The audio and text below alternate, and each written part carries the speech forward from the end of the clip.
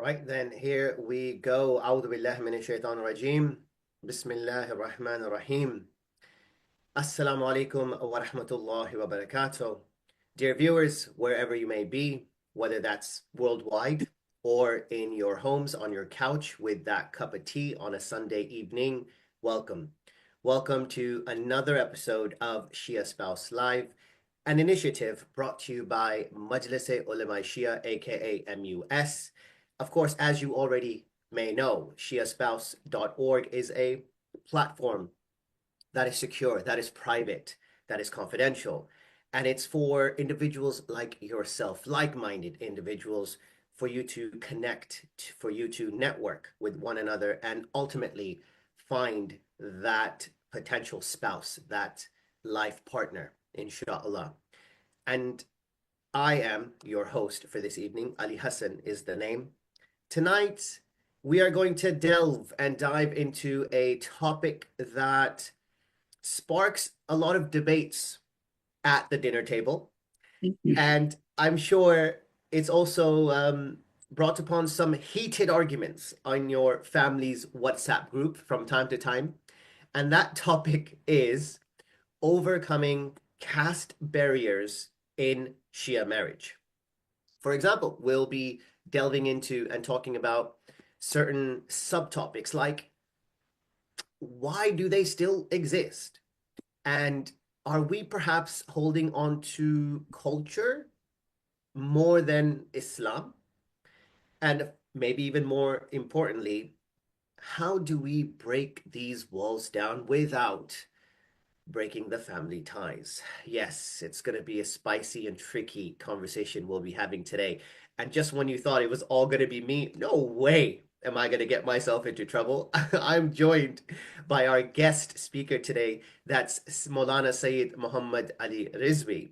And with his insights, with his intellect, with his wisdom, I believe he's going to add real value into our conversation this evening. So, if you haven't already, grab that cuppa, the chai, coffee. If it is coffee, make it decaf. I don't think you want to be staying up past 12 tonight. It is a working sort of evening, isn't it?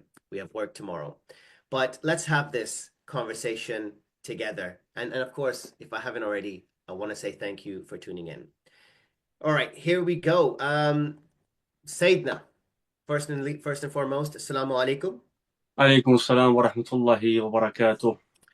Really delighted that you were able to take your time away from your busy schedule, that is, and join us this evening. It's always a pleasure to speak to you, whether it's online, whether it's in person. And I really like your background as well. I think you've really thought about the aesthetics of this session. So well done, kudos on that. And sir, I'm going to be needing your help this evening, lots of it. Um, I thought, how can we begin? How can we begin?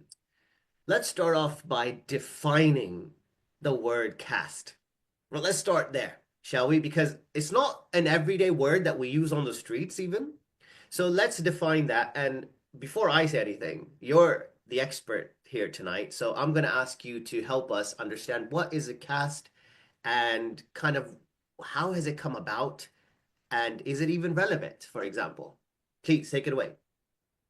بسم الله الرحمن الرحيم. اللهم صل على محمد وآل محمد. Thank you so much, brother Ali Hassan Kamran.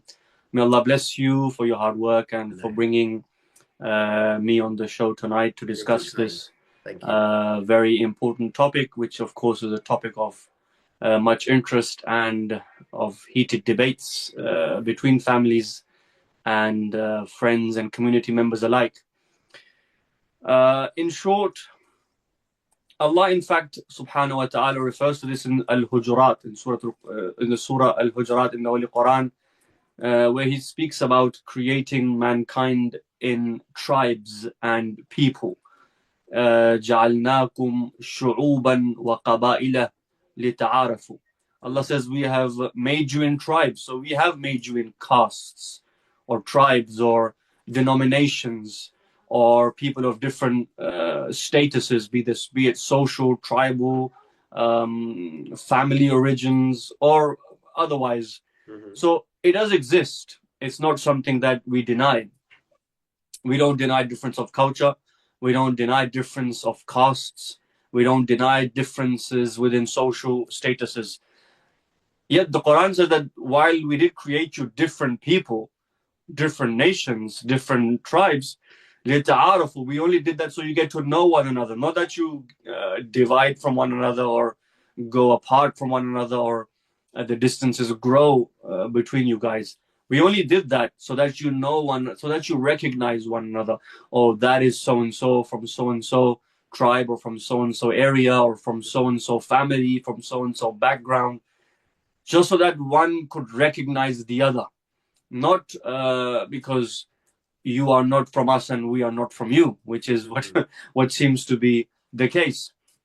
In fact, Imam Amir al-Mu'minin alayhi salam, when he wanted to marry al-Baneen salamullahi alayha, the mother of Abu al-Fadl Abbas alayhi salam, he asks his brother Aqil to find him someone from another tribe, from another family origin, from another background, so that the good qualities of that woman, of that tribe, or that, that family, being, of course, here being shuja'at, Sure. bravery, can be used to then nurture and raise a son who shall help the son of Fatima in Karbala. So, Right. caste in a Quranic sense is that. But in, I guess, a day-to-day sense, you're looking at, for example, you have the caste system in the South Asian region. The Indian subcontinent in particular Right. faces many challenges. Not only in Islam, the Hindu caste system is very much famous, very much known, and also very much at times criticized by Hindus themselves Okay. and others, of course, So, for a treatment which is where people are not treated equally. right. So, sorry, did you say something? No, no, I was just gonna come in and Yeah, I wanted to play a little bit of a kind of a devil's advocate role here. I have a habit of doing that, sir. Apologies. go ahead. So you've outlined in the Quran with a couple of ayahs, letting us know that Allah has created these, if I can use the word divisions, amongst people, amongst communities. Identities. You could say identity. Identities is a better word, actually. Yes, Yeah. I will use that if you don't mind. Everybody has a different identity. Yeah. Now, what that kind of entails. Now, I did my own quick, I say research that's overblown. It was a quick sort of check online. And the word caste was defined as a social group Right. that people are born into. So what that tells me is there's no application you can sign and be like, oh, I want to be a Sayyid today or this week or this month. There's no application. I want to be a Rajput or a Chaudhry. I'm making stuff up here. I don't even know if they're castes. But and what the definition told me was that it's often based on ancestry. It's also based on occupation and cultural background. And it dictates. So this is the rules and regulation of a caste, for example. Like again, I think culture made this up. It dictates that who they choose who people can marry, interact with even, and their status, the social status. However, and correct me where I'm wrong here, Islam rejects such divisions. However, the issue I have is you're saying that Allah created these identities, but it feels like, again, this could be my lack of understanding.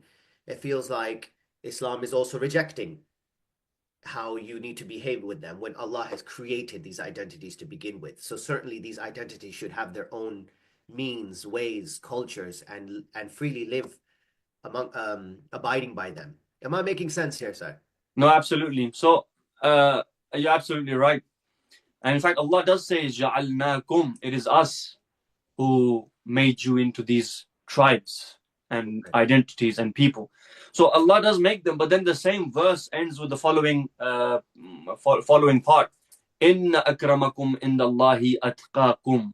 That Okay. indeed, out of all of these tribes and nations that we have made, the best of you are those who are the most pious, who are the most closest to Allah in good deeds and staying away from haram. So at the end of the day, the true, if you like, the true value in the sight of Allah subhanahu wa ta'ala is not that I am from Bani Fulan and Bani Fulan and Bani Fulan. the true value in the sight of Allah. Inna akramakum indallah, the best of you in the sight of Allah, atqakum, is the one who has the most taqwa, the one who has the most piety. So yes, Allah has made them for recognition purposes, but not that this should be misused in the sense that we are better than you and you are, you are below us.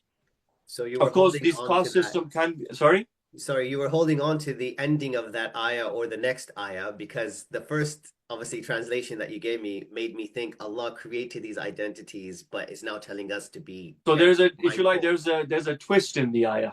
Oh, There's there's a more to twist come. ending. Okay. There's a twist ending in the ayah where Allah changes tone, and He says, "Akram inna akramakum indallahi." But then again, we've made you into nations and tribes and people, but Mm, yet the best of you are those who are the best in character, who are the best in deeds, who are the best in taqwa, who are the best in pious and righteousness.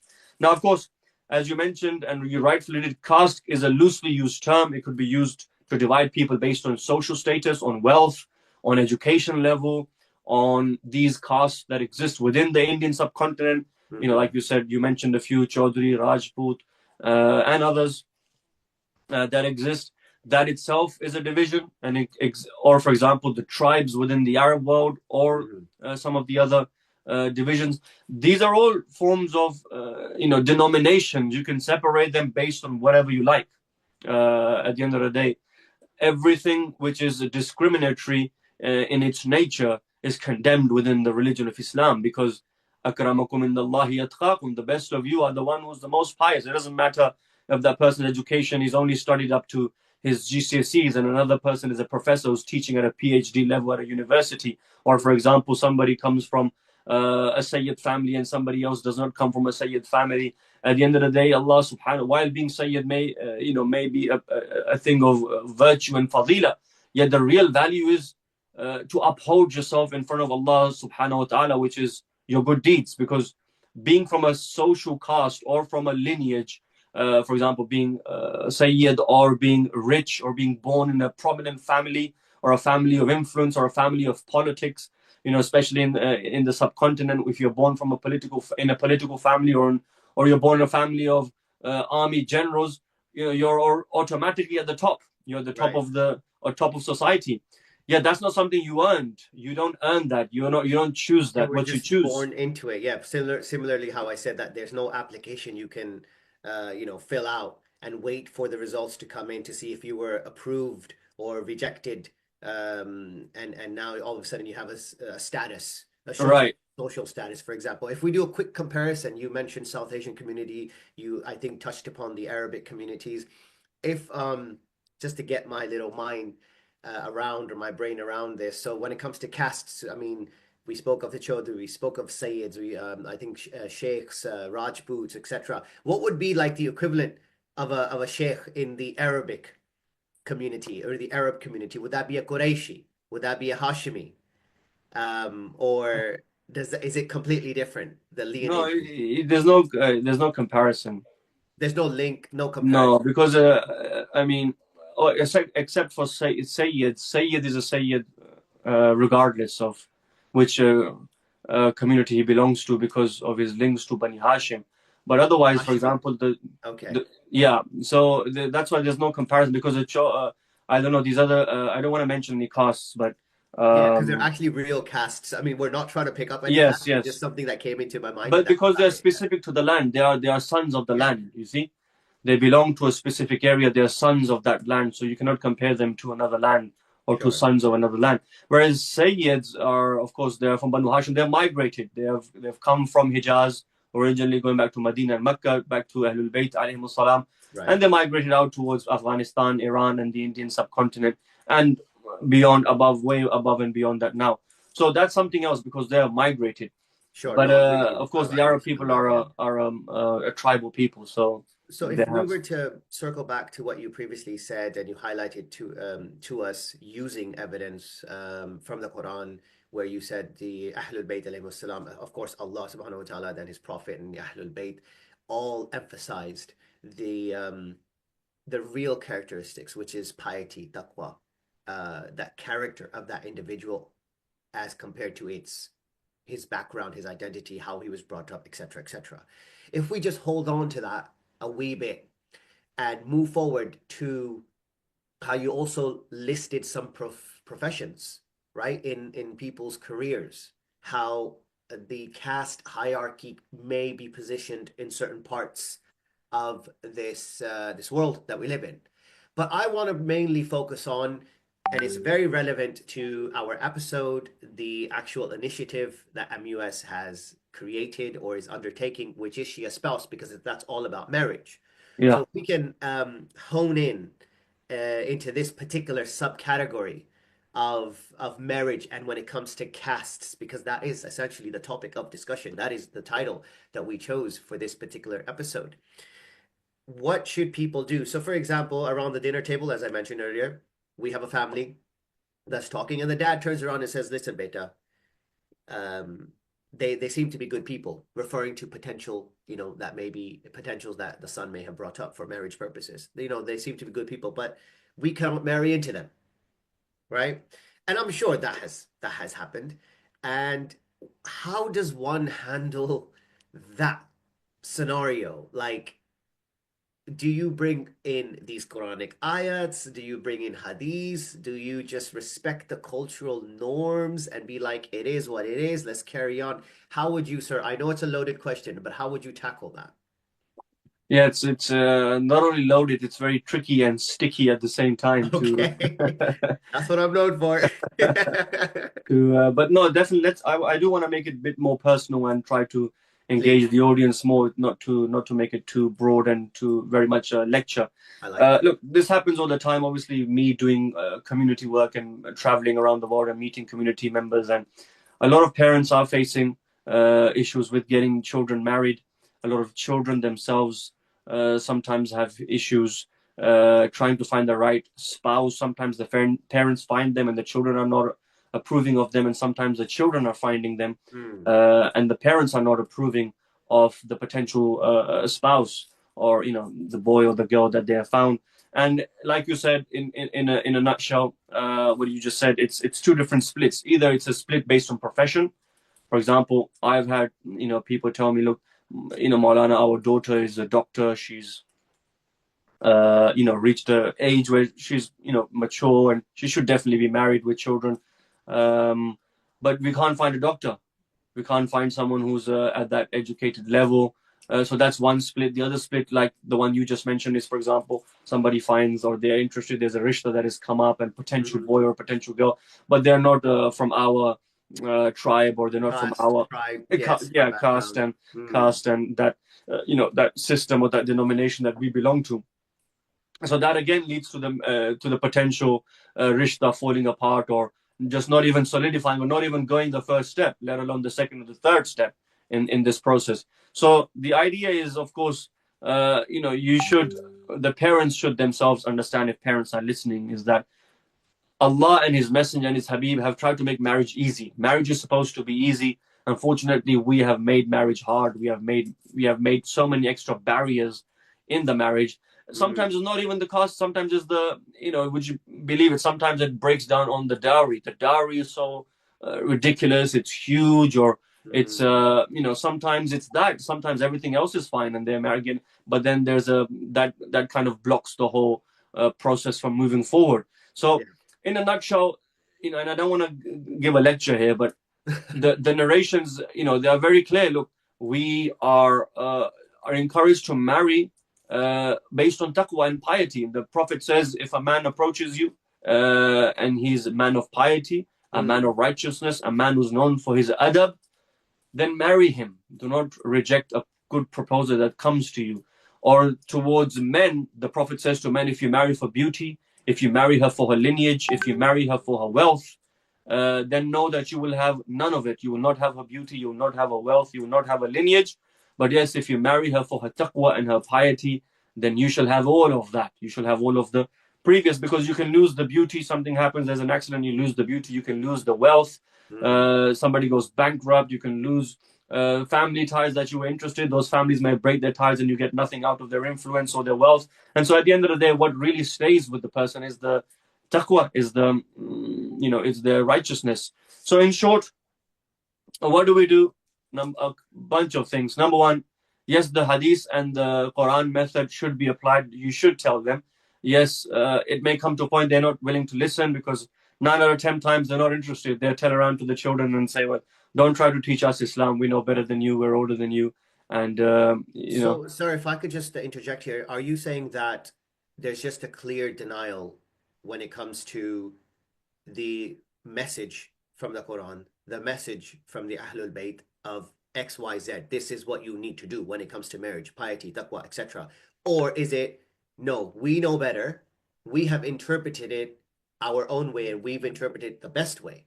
So is it, which do you feel it is based on, again, your travels? You've, dealt with these types of issues. Is it just denial that no, that doesn't exist? I don't Or think it can be narrowed down to any one answer okay. because every individual is different. They have their own reasoning.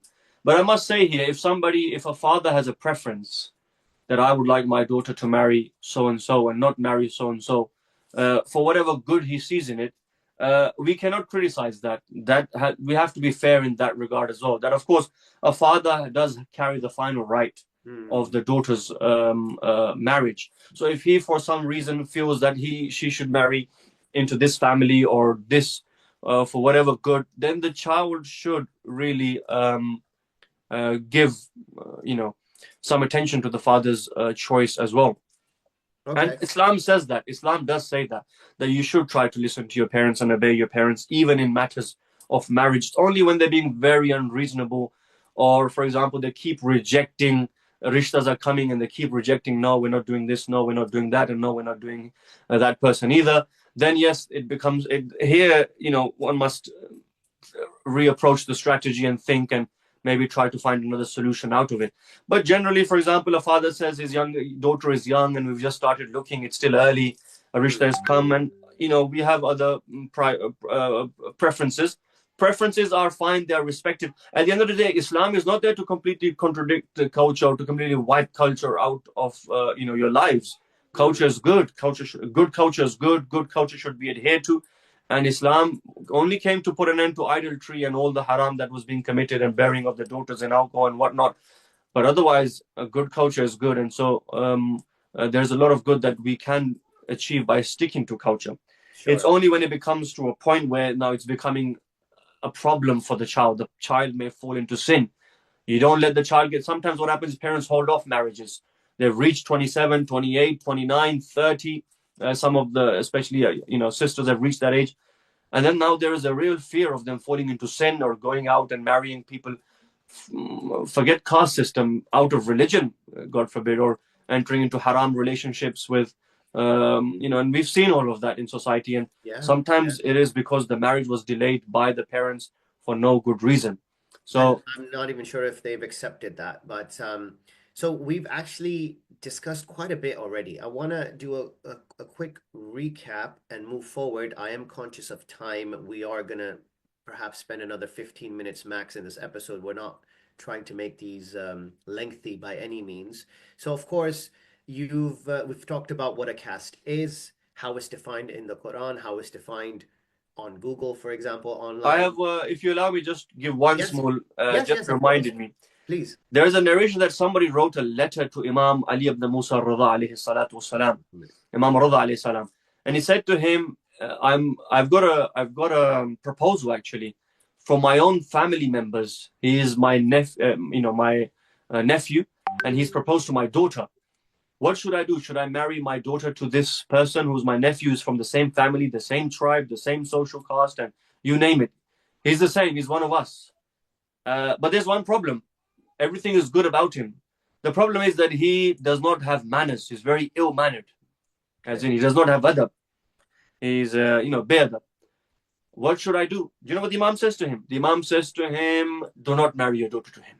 Wow. Subhanallah. Wow. Imagine the importance of adab when it comes to choosing a person who's well mannered, a person who's respectful, a person who gives respect and then gets respect. So the Imam says, look, everything is perfect. He's from your family, he's from your tribe, he's from the same khandan, he's from the same social system. I don't know if he's Sayyid, he might even be Sayyid. Who knows? But the point being, the Imam says if he does not have basic manners, do not marry your daughter to him. That's brilliant that you shared that with us. I'm going to go a little bit further and bring it right back to you and ask you, give us an example of what is be ill manners. Give us an example, especially that's relevant to this day and age. What would you Yeah. class that as? You know, a lot of people ask the question to ulama and scholars, what should we teach our kids? One of Mm, the answers the ulama give is, before you teach them La ilaha illallah, before you teach them Muhammad Rasulullah, before you teach them Aliun Waliullah, you teach them Quran and Hadith. The first thing you should teach your child is to be a good human being, some good manners. This is, and that's what the Prophet says, إِنَّمَا بُعِثْتُ لِأُتَمِّمُ مَكَارِمَ الْأَخْلَاقِ. Allah sent me, His Prophet, to perfect morals, perfect mm, good manners. So manners are things, basic things. Respect for the elders, respect for your parents, respect for your sisters, respect for your mothers. A person who's a truthful person, a person who's, if he makes an oath, he sticks by his oath. Just you meet this person, like for example, I know you, Ali Hassan Kamran. If somebody asks me, what do you think of Brother Ali? I said he's very well mannered, very respectful, very professional, very friendly. Whatever you would, whatever only on word you want to camera. use. So, so these are, whatever you would classify, or whatever the urf, whatever by urf I mean whatever the people of the age and time classify as good mannered, well mannered, Sure. decent human being. Decent human being is not a Mm, liar. He's not somebody who has not who shouts at elders, who doesn't have. So these are the things that really should be. And then is he family orientated? That's another important thing we mm. should look at. Or is he When you just marry someone. friends, chilling out, going Yeah, out, because not really sometimes a lot too of much with young family? young men they get married and they don't realize they're married and they're still Yeah. out till like 12, 1 in the morning, and the wives are waiting at home and they're still living that the single life that they they used to live before marriage. So of course somebody mature as well, somebody who realizes that he Yeah, so there has married. to be a change. An individual must go through some Absolutely, form both of of them. transformation and from and both people sides. say, I remember once I was in somewhere in the US, and somebody asked the question, does the if my daughter gets married, does she have to change for the sake of the in-laws? I said yes, everybody has to change a little bit. Everybody has to work with one another. Maybe I don't know what the point of the question was. Maybe she was suggesting that she shouldn't have to change for the in-laws, but the Mm, reality is she does have to change, and so does the boy, the groom. He has to change, and so does the in-laws. But of course, for the bride who gets married, the change is definitely much more because she is now entering a new family, entering a new household. She leaves behind her own household. mm. So that's something you have to accept that change, and change for the good is good. What's wrong with it? So I'm going to try and speed things up here, sir, because obviously, as I said, we Please, are let's do. Yes, limited let's of let's time. let's let's have A, some a, questions. a lot of back and forth. So straight away, I'm going to come and ask you in your travels, could you please give me an example of a couple who has successfully broke these caste barriers? What made it work? I'm going to put you on There's the spot many like that, but you did reference something happening in California recently, and maybe, or was it California or US? I think you said, but US. I didn't say any state. No, no. oh, apologies. Because I'm from California, maybe You're that's from why. California, Yeah, yeah. yeah. There's so many examples. I won't pick any example, but there are. What makes it work? I'll rather focus on that. Sure. You know what makes it work is the support of the parents. Yeah, That's key. simple. Support of the parents. When the parents on both sides are supportive, and they support. Sometimes what happens is the parents are supportive, and look, we have decided to marry our daughter or our son to somebody who's from out of our family, out of our tribe, out of our city, and Mm, sometimes even out of our country. uh, the family, other as in the extended family or the cousins and the uncles and aunts, they have objected, and sometimes they've broken off contact with them. And I've had a few calls from some distressed individuals that we married somebody out of our culture, or somebody's called me and said, I've married a convert. I remember once somebody called me and she said that I've married a convert and my cousins don't speak to me, my uncles and aunts don't speak to me because they wow. totally disagree with that. But what made it work is that both parents were supportive of it. But that's one example. But then again, I will say that sometimes a father may not want his daughter to marry someone from out of the race, and that's not racist. That has to be respected because he has his reasons for that. And if somebody wants to have a marriage within the same culture, because cultures do attract one another. It makes a lot of things more simple. Cultural clash can exist. There are other issues as well with marrying outside of the social caste and outside of your barriers. We're not saying that's perfect as well. We have to be fair here. We have to those have issues themselves, and they very much sometimes break apart within first 2 years, 6 months, 3, 4, 5 years. We've seen that split as well. So we're not saying that is the best way. We have to be fair here. And we're saying that if a father decides something or a parents decide something for their parents, they genuinely are positively thinking about it and they genuinely feel that this would be better for them to marry in the cause, that's totally fine. We have to respect that as well. We touched upon where a transformation needs to be made amongst both male, female, right? The boy and the girl. And you've highlighted some, actual real life scenarios, when for example, a boy who is used to going out, partying late night, coming back. Of course, he's married now. He has responsibility towards his wife, towards his home, and yet he's not changed. So there needs to be a change that takes place. But I'm going to go a little bit further and say, I think the parents also need to transform, and they need to get with the times. And unfortunately, what I've witnessed, what I've seen, is parents change when the circumstances have changed. What do I mean? When the girl is young, going to uni, everything's fine, everything's hunky dory. All of a sudden, years go by where rishtas have potentials have come and gone, come and gone. Now the age is increasing, and now they're being forced to be just, please God, just get my daughter married, or please God, get my kid, my son, just married. So there was a transformation, but it was based on a reaction.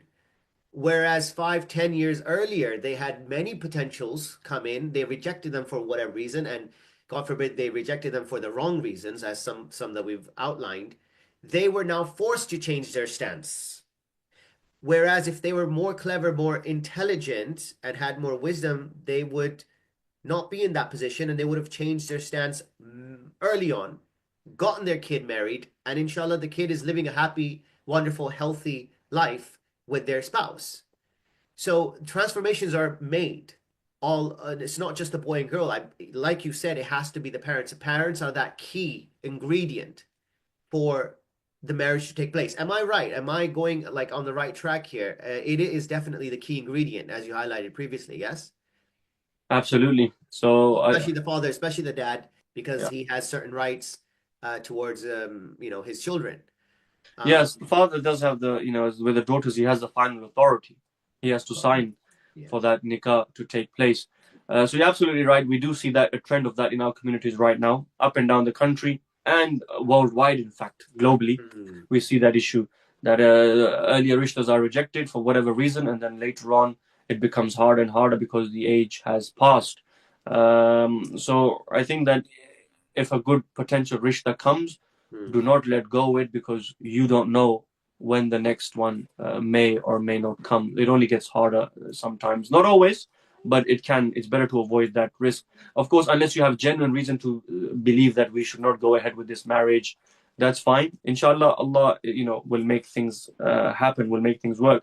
But generally speaking, if the age is right, if the maturity level is right, and they're both a match. So, and the other important thing is being the kuf of one another, to being a match. Oh, what does that mean? If you can Kuf elaborate is, on that. the hadith of the famous narration of the Prophet where he says, "Lawla Ali lam yakun li Fatima kuf." If it was not for Ali ibn Abi Talib alayhi salam, Sayyidah Zahra, Sayyidah Fatima will not have a match. Ali was the only match for Lady Fatima. So Right. one of the important, you said parents are an important ingredient. There is in fact another important ingredient, which is Yes. probably even more important, is that both of them have to be a compatibility. They have to be compatible. They have to be parallel. They have to match one another for them to for this marriage to be successful. How can they match? For example, the main one being both of them are Shia, Athna Ashariya. So they're both of the same beliefs. They will not have any clashes later. It's not that one of them is a Shia and the other one is a non-Shia who then will clash with one another later on when it comes to Majalis Azadari or whatever Tarawi or whatever. So this itself is a problem from the very beginning. The kuf is that they are of the same belief system. Number two, the families are at a level where they can connect well. You don't want to have a family that's too high and another family which is too low, even though there's nothing wrong with it.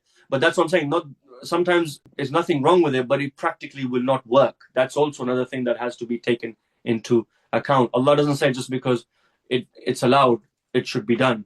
A president's daughter should not marry, for example, the daughter of, for example, a street sweeper or somebody who is at a social level. Even though it's allowed, there's nothing wrong with it whatsoever, and they may work fine. But will that work? How long will it last? That's the other things. And these logical things, logical calculations are not prohibited in Islam. In fact, they're encouraged in Islam. So that such things make one another compatible for one another. Then, for example, the piety and righteousness and all of these things, practicing or non-practicing. For example, you can't have a boy who's very religious, 5 times prayer, has a beard, and very much into religious education, marrying somebody who does not want to observe the hijab, who does not who does not follow the basic, does not want to pray or fast, does not want to follow the basic tenets of Islam. So that is not a match. So these are the things that you have to check compatibility. No, absolutely. And just to go back on that, some people are under the impression that even though they don't pray right now, certain individuals, once they get married, they'll start praying. Once they get married, they'll begin to wear hijab. Once they get married, they'll become a namazi, praisgar, etc. Is that the right stance to have? Is that being overly hopeful, or like let's just go with it, let's run with it? It's a tricky one, isn't it? How does one answer that? Nobody has a time machine where they can go forward into the future and see, oh yeah, this is gonna work, or this did work. We were so right. I don't even know how you're gonna answer that one. But you got to be optimistic, as you said. Believe in Allah. Have tawakkul in Allah.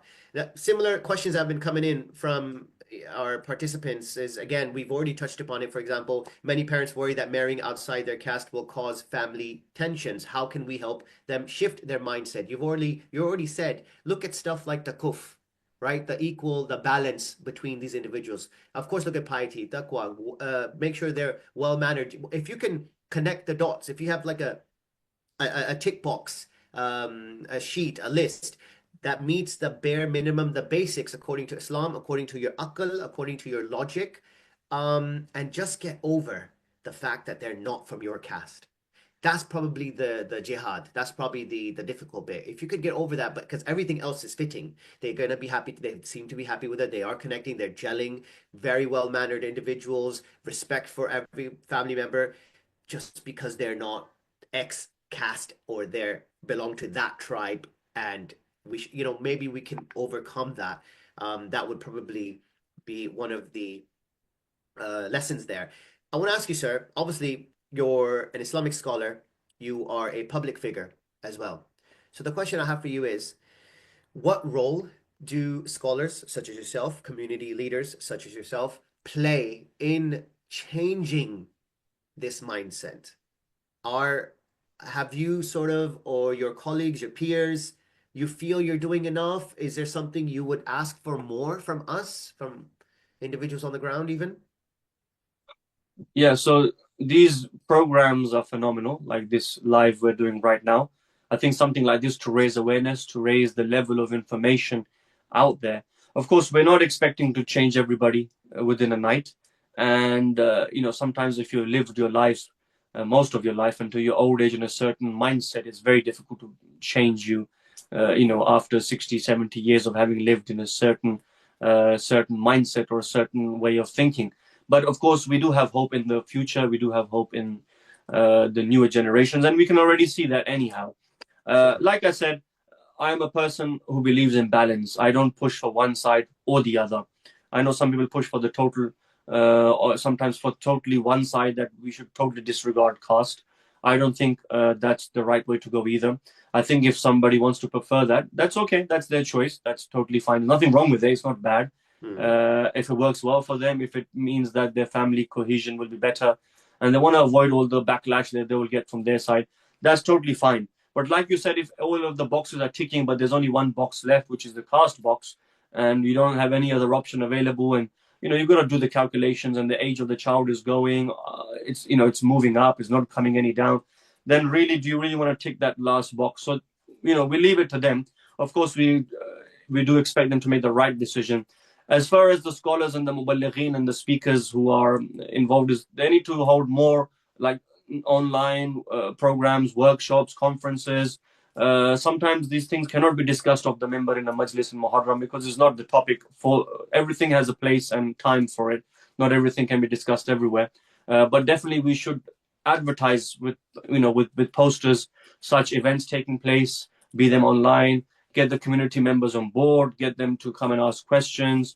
And people like yourself, like-minded, mashallah, the youth, the young people who are connected with the community, who are non-scholarly, they can play a huge part in connecting both the system, the people with the clergy, and with different programs. We can answer these questions, and hopefully these things will spread. And inshallah, at least even if we can change one person to get one person out of this dilemma, it's still Yeah, something. It's better than yeah. nothing. Maybe Alhamdulillah. somebody watching this today Or might have maybe a change later on, of heart. because it is being recorded and it will be, of course, played on. It's just there now. It's on social media. It's public for everyone to take benefit from. Yeah. On this particular approach or subtopic, or maybe even a side note, could you just give us a quick kind of rundown, your understanding, why you feel it's important for us to use this service, Shia Spouse. I mean, we are doing this weekly, Shia Spouse. It's meant to be weekly, Shia Spouse episodes and programs.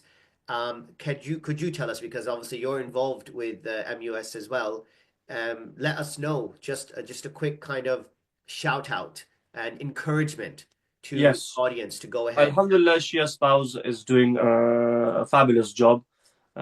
We have, thousands of people who have signed on, and it really is for you to use the service if you need it. We're not saying that everyone should come on it. I know a lot of people, when I speak about it to people, sometimes parents are hesitant. They don't want to take this route. Some will say to me, Maulana, why can't you just find us one directly? We don't want to take this route. So there is some, stigma attached to it in our communities, especially more of the traditional, I guess, thinkers would not want to take this approach because it's something new. It's not existed in the past. We haven't seen this before.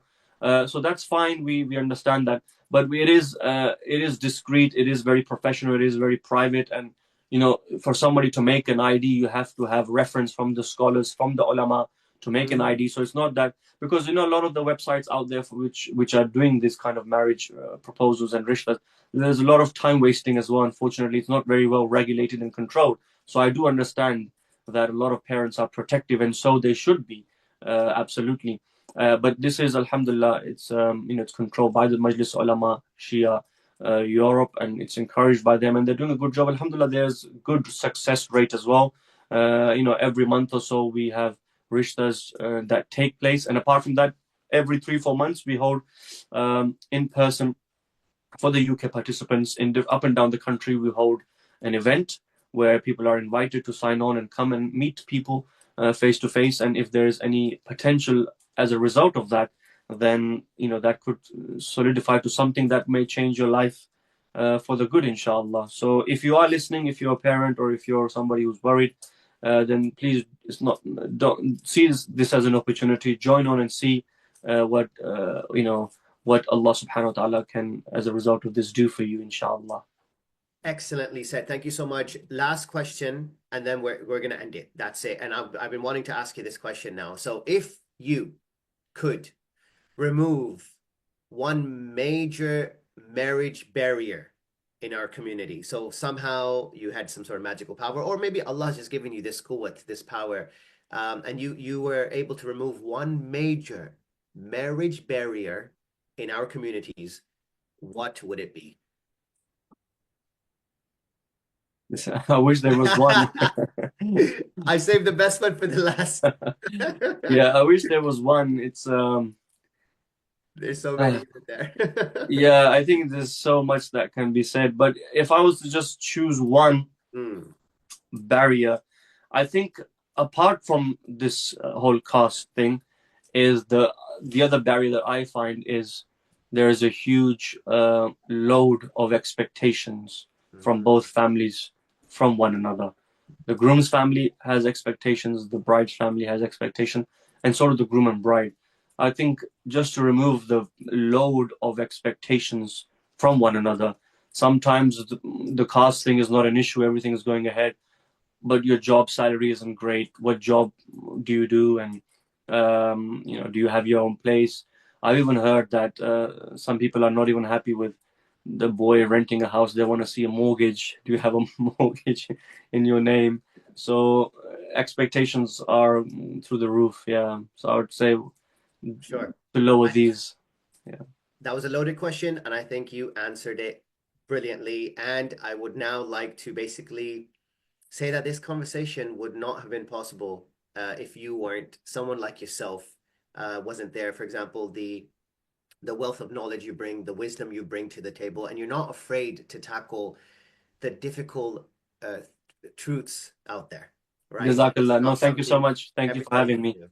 And thank you for making Huge it happen. thank you to you, to being just an incredible guest. Once again, thank you, and for sharing these deep insights and wisdom. Um, with that said, I also want to thank our amazing audience who tuned in. And of course, if you are listening to this later on, I'm thanking you right now as well.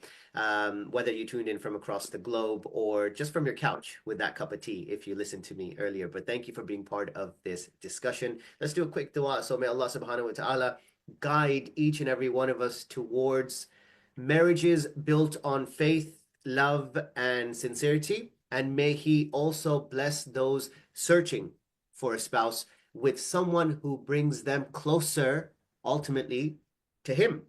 That's the ultimate game, the end game, isn't it? Guys, this isn't the end. Shia Spouse, as you know, has more insightful episodes coming very soon. So stick around, keep looking at our social media channels. Just keep that eye out, spread the word, and let's continue these real conversations. Until next time, stay safe, stay hopeful, and till we meet again, absolutely. Take care. Khuda Hafiz.